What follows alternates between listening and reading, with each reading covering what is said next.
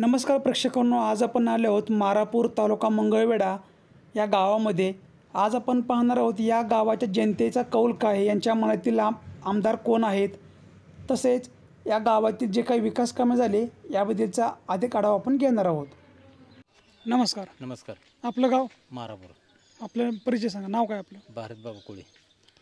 तुमचं जे गाव आहे सध्या पंढरपूर मंगळवेढा मतदारसंघामध्ये येतं, तर तुमच्या गावामध्ये सध्या विधानसभेचे जे काही इलेक्शन लागणार आहे त्याचं वारं तुमच्या गावात कोणाचं आहे? समाधानदादा अवताडे यांचं आहे.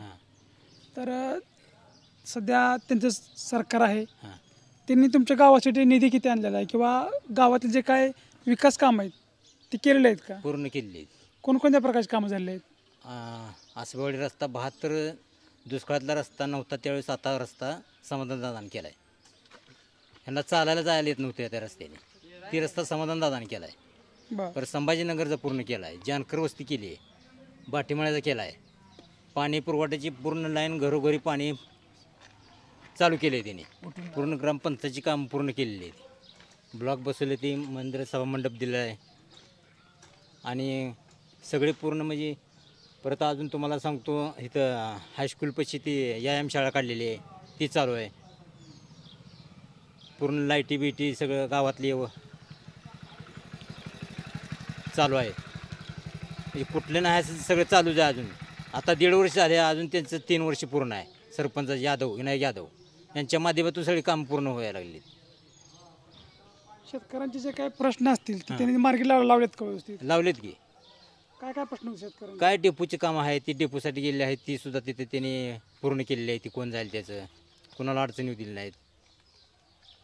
कसं आहे, ट्रान्सफॉर्मर वगैरे पहिलं शेतकऱ्याला भरून आणावं लागायचं, आता MSCB देत आहे का भरून? MSC काय देते का त्यांनी ह्यांनी सांगून भरून देते ती. बरं, जर DP वगैरे जर मला लवकरात लवकर भरून मिळतो?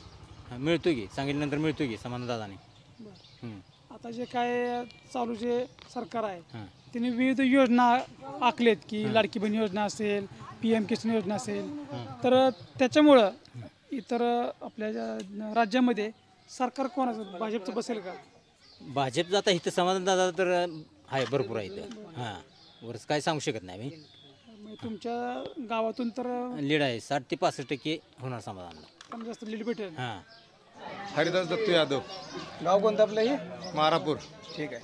कसं आहे गावामध्ये सध्या वातावरण कोणत्या बाजून आहे? सध्याला वातावरण अवताडी कंपनी.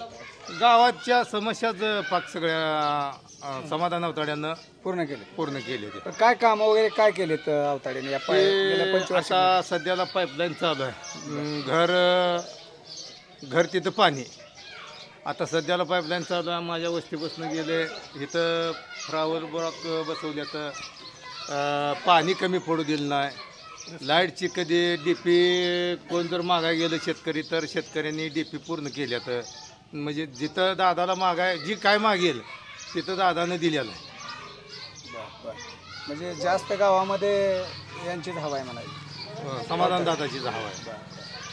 ठीक आहे. आता येणाऱ्या इलेक्शनमध्ये तिकीट फिक्स आहे का? मग त्यांचं फिक्सच आहे, मागच्या 3 वर्षाखाली ठरले फिक्स. बरं. आणि ते परिचारकचं आणि त्यांचं मध्ये काय झालं होतं? परिचारकचा बी हाय गट बरं आणि भगीरथ दादाचा बी गट आहे.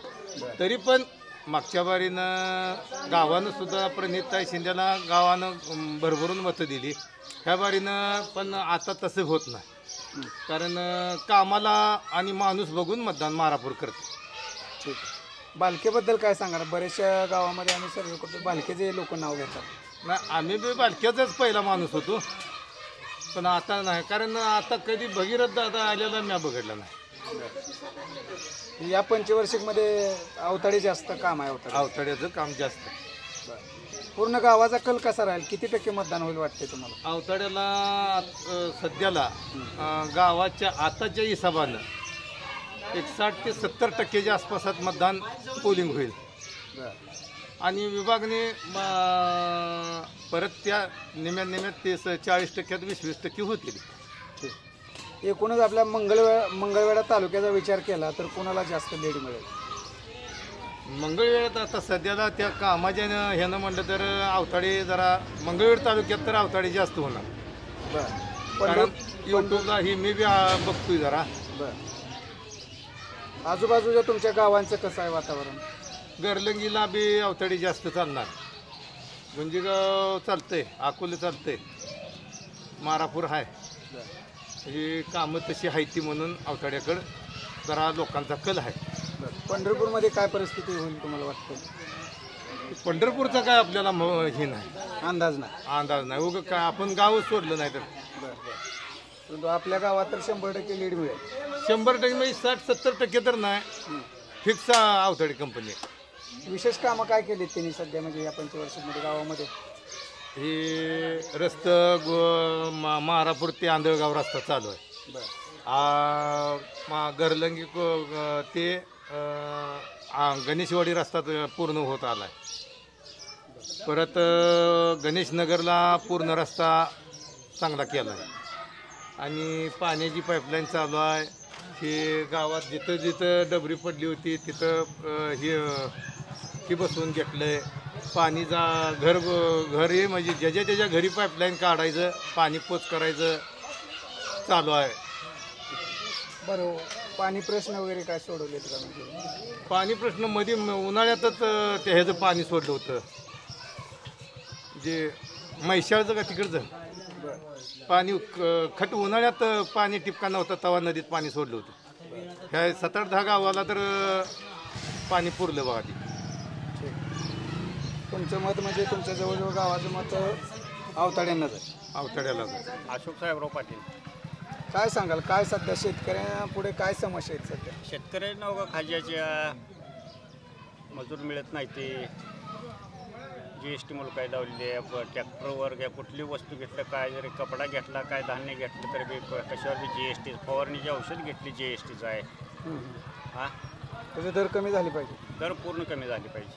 GST बंदच झाली पाहिजे. अजून कोणत्या लाईट संबंधित वगैरे? लाईटचे आता हे 3 आमच्यात तर 3 पाळे आहेत. 4-12, 12-8 आणि 8 ते 4. दार नेमकी कशी धरायची शेतकऱ्यांच्या? रातच्या 12 ते सकाळ 8पर्यंतची लाईटची दार कशी धरायची?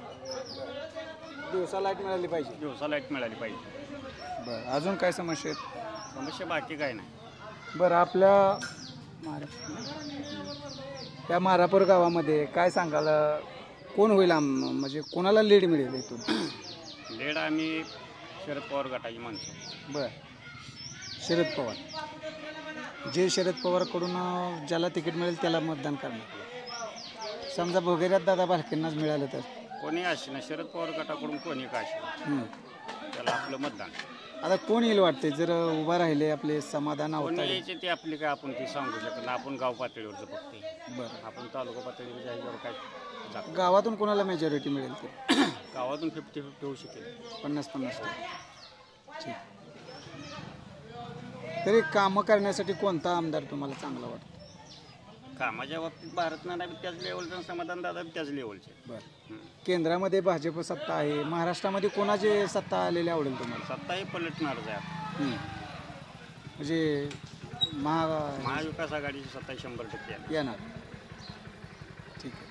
तर या सत्तेतील सरकारने बऱ्याचशा योजना आहेत. लाडकी बहीण योजना असेल, PM किसान आहे.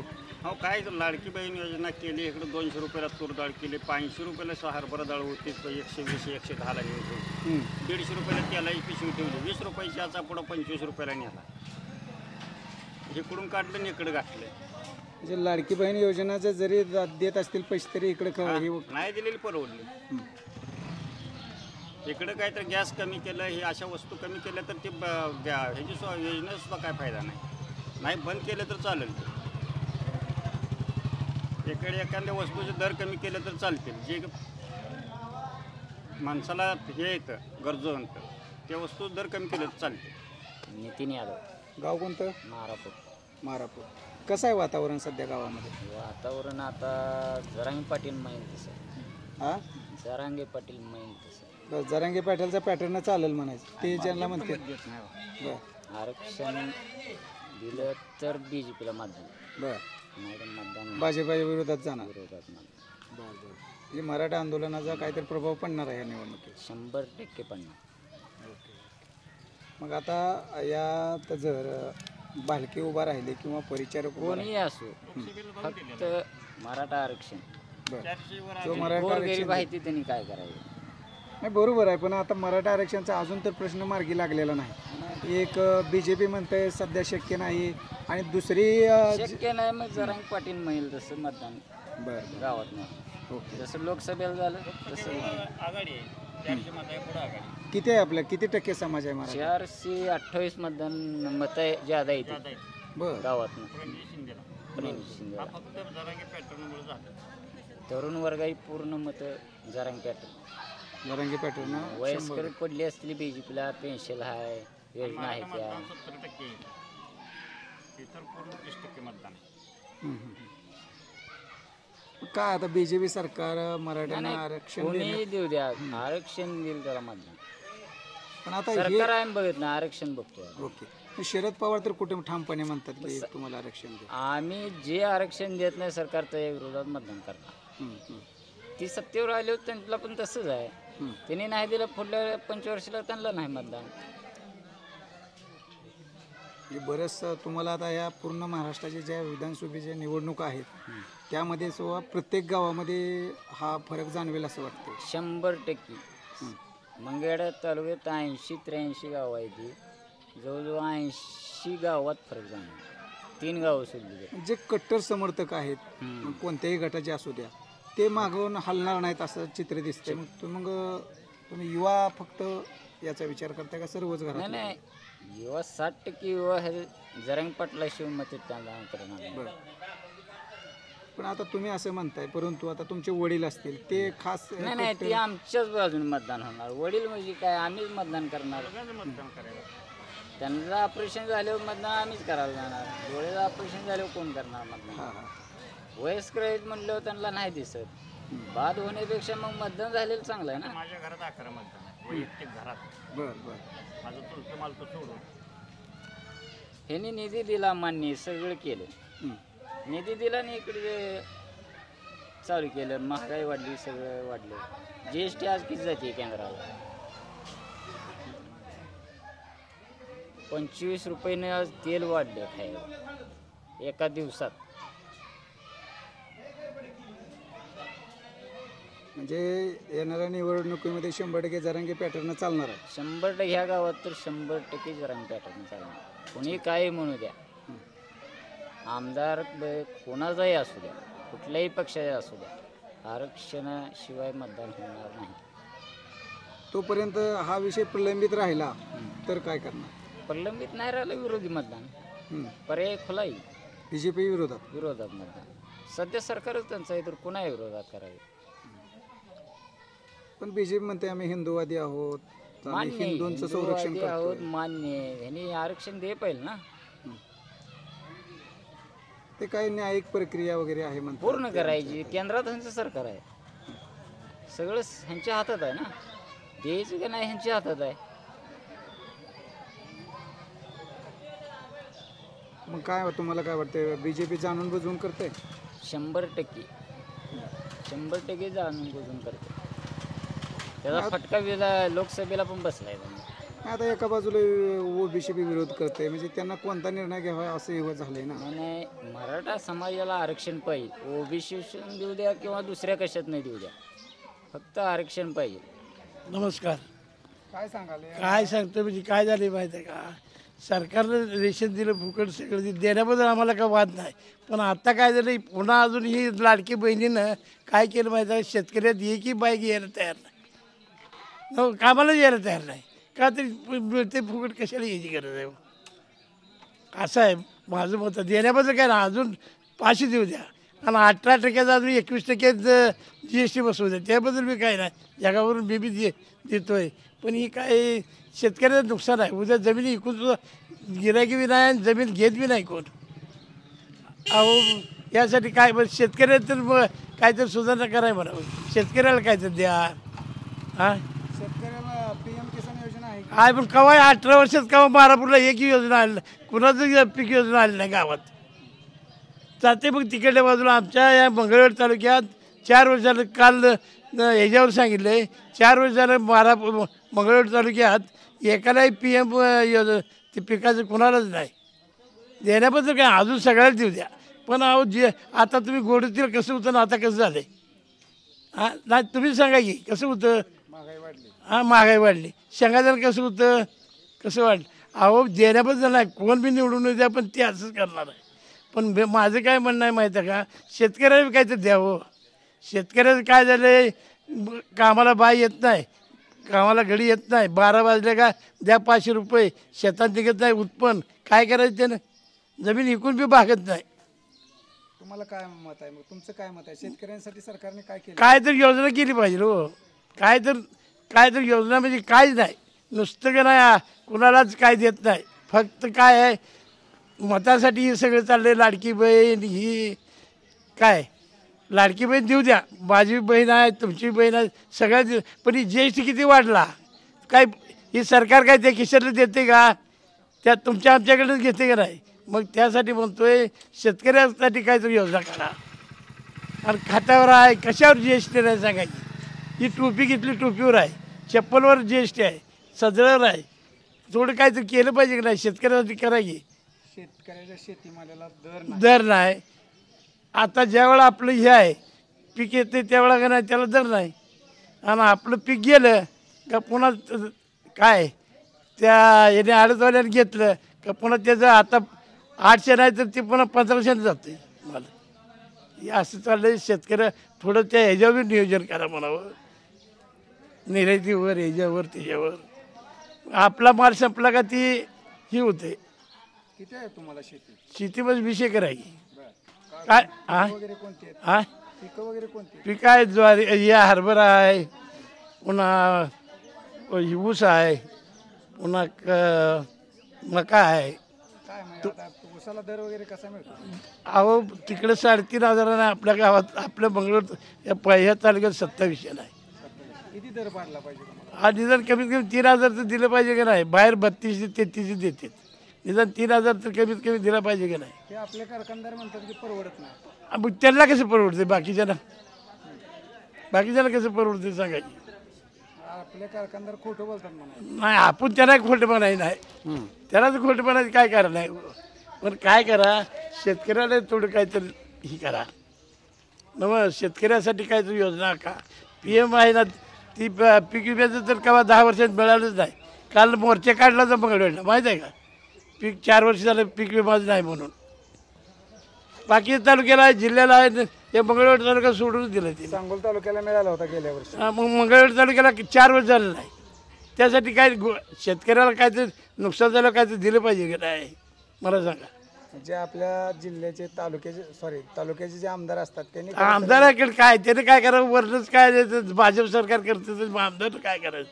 आमदार भांडून एकट्याला काय देते का भांडलं, आमदार भांडलं तर. बरं आमच्या तिथं औशी मारापूरचं जाय जे आपदा आहे इथे एक पूल व्हावा. आता पूल नाही का सर? कुठला पाणी आलं का पोराशीला शाळेला जायची यायची आपदा. किती अंतरावरून जावं लागतं? अहो तिकडे काय लोक 4 किलोमीटर अंतरावर जाते शाळेला, 5 किलोमीटर अंतरावर पूर्व शाळेला. पण इथं तावशे मग पंढरपूरला जायचं म्हटलं तर मुळेवाडीला जाऊन पुन्हा असं यायला लागतं. मग त्यासाठी नदीला पूल एक व्हावा, तावशी बारापूरच्या मध्ये पूल एक व्हावा एवढंच आहे, बाकी काय नाही. सरकार कोणाला वाईट म्हणायचं नाही, सरकार सगळं चांगलंच आहे. तुम्हाला काय वाटतंय सध्या जे शिंदे सरकार आहे तेच राहिलं पाहिजे का बदलून दुसरं? नाही दरवर्षाला बदललं पाहिजे, प्रत्येक पंचवार्षिकला पंचवार्षिकला बदललं पाहिजे. एकाला देऊन काय नाही म्हणत ते एकाच दिवशी होतं.